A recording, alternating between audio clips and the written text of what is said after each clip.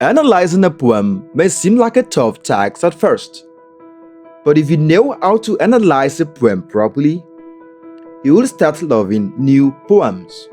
Here, we will be introducing a step-by-step guide to analyzing a poem.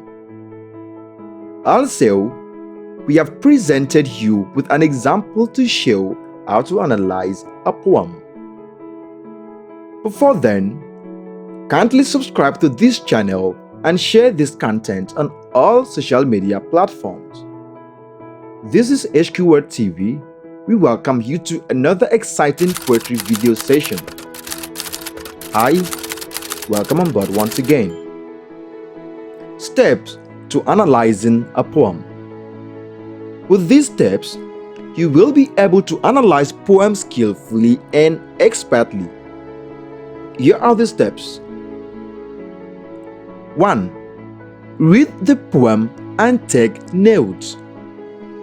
The first step in analyzing a poem is reading. Read the poem at least twice. As you read, jot down your impressions, reactions, memories, and personal experiences tied to it. Step 2. Identify the title hints of the poem. You should also look at the title of the poem. It can give you a clue about the poem. You can think of these questions. What are the connotations associated with the title? What do you imagine the poem to be about when you first read the title? Does the title reflect the content of the poem? Remember, if the literal meaning of the poem is not at all related to the title, we can guess that the title hints at the hidden meaning of the poem. Step 3. Find the literal meaning. Now, try to find the literal meaning of the poem. If there are words you don't understand, use a dictionary. If there are unfamiliar names or concepts mentioned, search them in an encyclopedia. As you try to find the literal meaning of the poem, you can also pay attention to the diction of the poet. Are there any repetitive words? What are the most striking words? What words do you find interesting? Are there any unusual words that don't fit into the context? Step 4. Identify the narrator, characters, and setting of the poem. In analyzing a poem, it is vital to identify the narrator, also known as the poet persona, the characters, and the setting. Remember that the persona of the poem is not always the poet. It is the voice echoing and re-echoing in the poem. For example, in Alan Brown-Jones' Parrot, the narrator is a parrot. In Matthew Arnold's The Forsaken Merman, the narrator is a merman. Step 5. Look at the form of the poem. What form does the poem take? Is it an ode, elegy, sonnet, narrative poem, or is it a free or blank verse? How are the stanzas arranged? How are the ideas arranged in the poem? What does each stanza discuss? Is there a link between the stanzas? Step 6. Make a summary. Now try to make a summary of the poem. If you like, you can write down a brief paraphrase of the poem. This summary will reflect the surface meaning of the poem. Identify the literary devices used in the poem, that is step 7.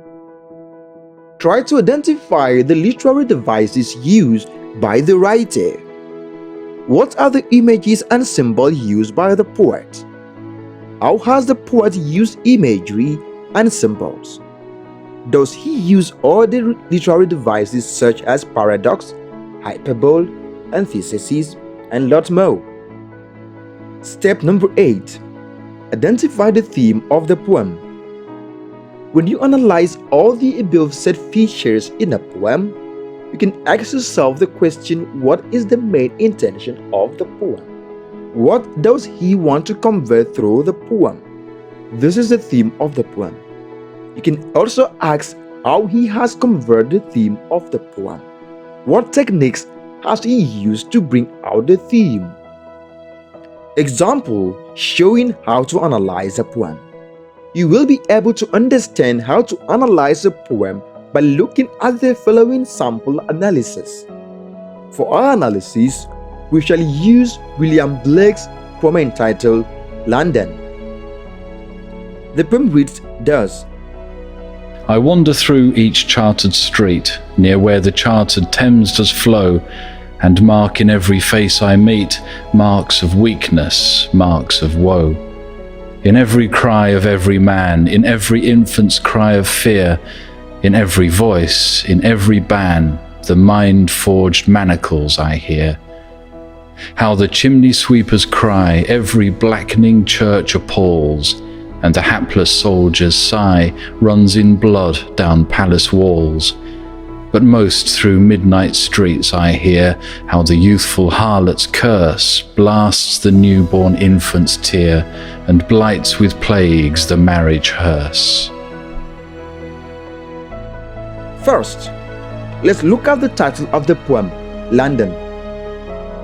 William Blake simply uses the name of a town. So, what is the importance of this title? Nowhere in content of the poem we see the location of this place. Is it only the title that says the poem is about London? What are the thoughts and ideas that you get when you hear the title London? What do you expect the poem to be about? Keeping this thought in mind, let's look at the poem critically. The following section looks at the summary of the poem stanza by stanza. First stanza. In the first stanza, the narrator is walking through the streets of London. Everywhere he turns, he sees the downtrodden faces of the poor. They look tired, weak, unhappy, and defeated. Second stanza. In the second stanza, the narrator hears the people's voices everywhere. The voices are full of fear and repression. The people and their minds are restrained or manacled. Third stanza. In the third stanza, the narrator reflects on and emphasizes the chimney sweepers and soldiers. The mournful cry of the chimney sweeper acts as chastisement to the church. The blood of soldiers stains the outer walls of the noble palaces. Fourth stanza. In the last stanza of the poem, the narrator talks about the night time. He talks of the prostitution and the consequences of prostitution on both prostitute and customers. Now, we can ask questions like this. What are the literary devices used in this poem? Repetition, imagery, paradox, monalliteration. Question 2. What is the structure of the poem? 4 quatrains with alternate lines rhyming. Question 3. What are the striking words in the poem? They include manacles, weak, wail, blood, sigh, cry, curse, and chartered. The next question goes this way. What is the writer trying to convey through the poem? These include the oppression, confinement, exploitation, and suffering. You can combine all these facts and points to do analysis of the poem on the review. In the analysis, you can look at how has the language, structure, and literary devices contributed to the poem. Finally, analysis of the poem. The poem begins on the streets of London. From the beginning itself, the poem conveys a gloomy, oppressive atmosphere. Chartered. Note the repetition of certain words like marked and chartered. Chartered here can refer to controlled, commercialized, mapped out, Chartered terms and chartered streets refer to oppression and subjugation of people, and Marx emphasized the fact that everyone is marked by will and weakness. The poet uses repetition again to drive home the fact that people are physically and mentally confined and oppressed. Blake also uses the interesting metaphorical expression mind, fork, manacles to refer to the extent of this oppression. People have no freedom to think or imagine. He also subtly brings in the word ban to emphasize the oppression of people. In this stanza, the narrator criticizes religion and nobles for exploiting the poor.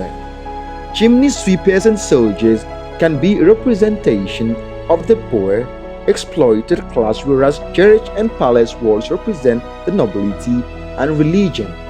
For the male, the hypocrisy of the church and the interference of the nobility is also highlighted in this section. In the last stanza of the poem, the speaker reflects on how the young prostitute carries suffering to birth profanity in a child out of wedlock, their children. Also, the oxymoron of marriage here implies the destruction of marriage. Here, men are using prostitutes and then possibly spreading diseases to their wives and newborn children of wives and prostitutes. It becomes a never-ending cycle of vice. Hi viewers out there and listeners, if you have found this video informative and interesting, please kindly share the content on our social media platforms. See you in the next episode.